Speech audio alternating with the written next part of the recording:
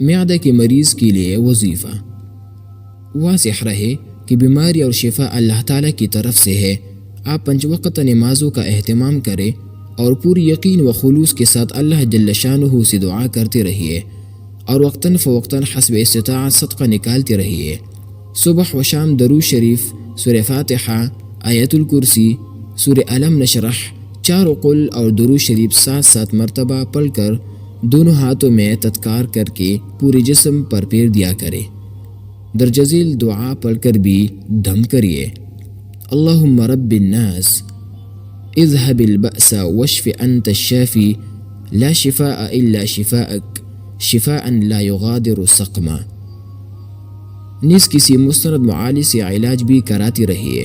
اللہ جل شانہ نے موت کے علاوہ ہر بیماری کی دوا پیدا فرمائی ہے۔